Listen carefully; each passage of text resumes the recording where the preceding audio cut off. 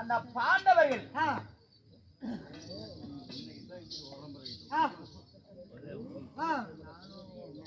பாண்டவர் எங்க இருக்கிறாங்க? இவ்வளவு பெரிய அதாவது குருச்சேத்திர சமபூமியில ஜானை படைப்பட்டாளம் எல்லாம் இருக்கிறது. ஆனா நான் வரான்னு தெரிஞ்சுக்கிட்டு எல்லாம் பயந்து மறைமுகம் ஆயிட்டாங்க. எப்படினாலும் வருவாங்கல்ல.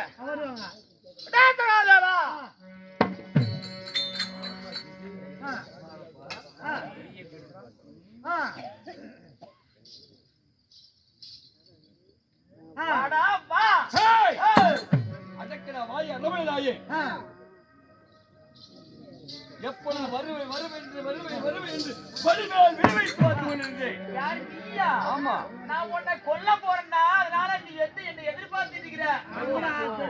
நீ என்னை கொல்ல போகிறாய்? என் கையில தான் என்னைக்கு அதனால உனக்கு சாவுன்னு சொல்லி அன்னைக்கே பிரம்ம எழுதி வச்சுட்டான்.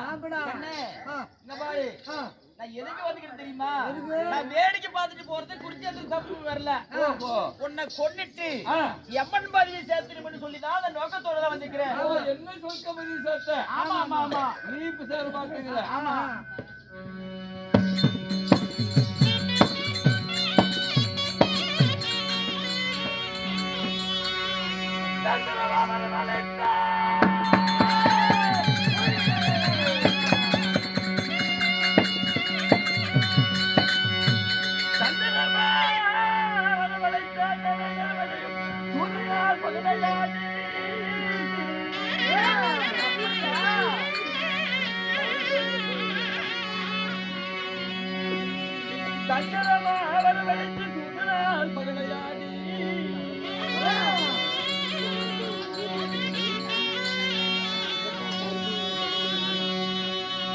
நாட்டையோ மதித்து காட்டுக்கு அனுப்பியதா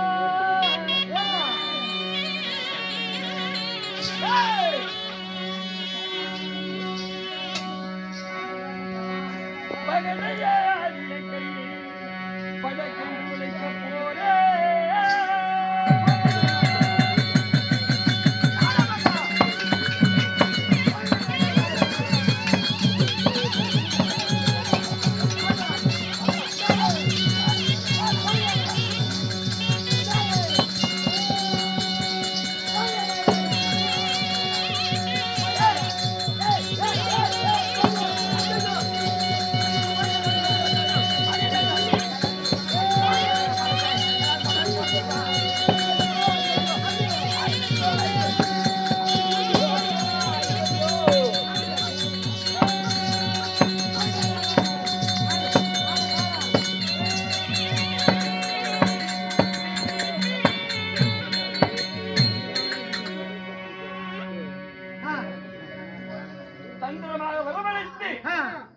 அண்ணன் தருமதை அமர வைத்து தோழி சுமட்டானால் பகிடையாடி நாட்டை தாயே எந்த கையால் பகிடையாடியோ அதே கையை உடைப்புன்னு சொல்லலே. அந்த கையை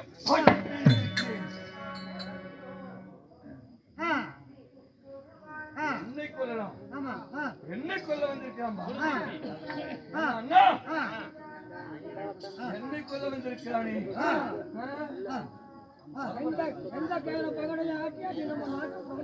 அதே கையை உடைத்து எரிந்து பாவியை மடித்திருக்கிறேன்.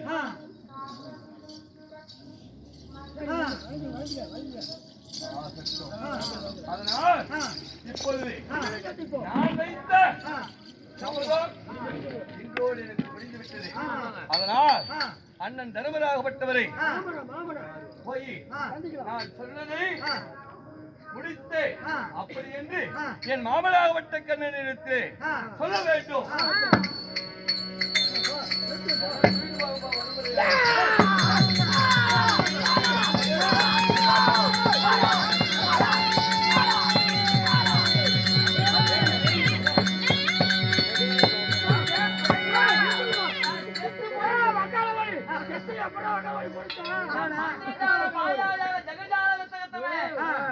நான் உன்னை போல இருப்பேன், என்னை போல இருப்பேன், ஐயா இருப்பேன், இருப்பாக இருப்பேன். நான் செத்து போயிட்டேன். அவன் சந்தோஷப்பட்டு அவன் வந்து சிரித்து கொண்டிருக்கானா? எப்படி எப்படி என்றா நான் ஜெகனிராஜனாகப்பட்டவன் என்னைக்குமே எனக்கு சாவே கிடையாது. அதாவது ஒரு நாள் தினத்துல புதிய படைப்பட்டாளத்தோட தம்பிமார்களோட சேர்ந்து அதாவது வனவேட்டையாட வந்தான். யாரு? துரியராஜன். அப்ப வனையை வேட்டையாடு வரும் பொழுது என்ன நடந்தது? அவங்க எல்லாம் வனவேட்டைக்கு ஆடி விட்டுக்கு வந்து வரவழியில அதாவது துரியராஜனுடைய அதாவது பெரு விரல்ல அது ஒரு கல் இடிச்சிருச்சு. அப்ப என்ன செய்யறா தெரியுமா?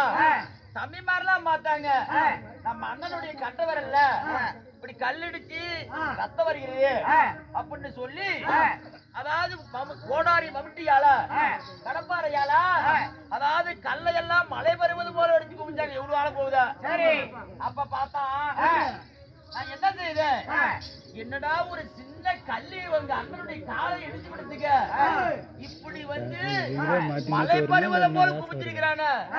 ஒரு நாளைக்கு அவங்களுக்கு நம்மளுக்கு ஏதாவது யதார்த்தமா சண்டை ஒரு சமதாயம் ஏற்பட்டா நம்மள சும்மா விடுவாங்களா? நாங்க இருப்பது 104 பேரு, அவங்க இருப்பது 100 பேரு. அப்படின்ற நான் என்ன செய்தேன்? எங்களை தந்திரமா வந்து யாரு? துரியராஜன் வரவழைத்து மாமா எங்க அத்தாவத்தி வாங்க அப்படின்னு சொல்லி ஆளுக்கு ஒரு அறை கட்டினா. ஆளுக்கு ஒரு ரூம், இந்த ஆளுக்கு ஒரு ரூம் போட்டு என்ன செய்யறாங்க? சாப்பாடுலாம் ஏற்பாடு செய்ய எங்களுக்கு கொடுக்கல. ஒரு தேங்காய் மூடியில மேல் மூடி இருக்கும்ல, அந்த மேல் மூடியில எவ்வளவு கூழு குடிக்குமே அந்த அளவுக்கு தான் ஒவ்வொருத்தருக்கும் ஒவ்வொரு கூழு அப்படி கொடுத்தா. ஆனா அந்த கூழை சாப்பிட்டு யாராவது உயிர் வாழ முடியுமா? யாருமே உயிர் வாழ முடியாது. அப்ப நாங்க சைகையில நாங்க மந்திரஜால மாயாஜாலம் எல்லாம் கத்துக்கலவா? நாங்க என்ன பேசிட்டு சைகையில தெரியுமா? அதாவது இந்த கூழை ஒருவனே குடித்து இந்த பகைவனான துரியனை எப்படியாவது அவனுடைய குடியை கிடைக்க வேண்டும் கங்காணம் கட்டி கொண்டிருந்து. அப்ப எங்க அண்ணன்மாருக்கு அத்தனை பேருமே மாண்டு மடிஞ்சிட்டாங்க. 100 பேரும். நான் ஒண்டி ஒருவன். ஆமா, நான் ஒண்டி ஒருவன் தான். அவனை பகையாளிய என்ன செய்யணும்? உறவாடி கிடைக்கணும் அப்படி சொல்லி நோக்கத்தோட அவனுக்கு சந்தேகம் வராத மாதிரி அவனுடைய இடத்தில் நடந்தேன்.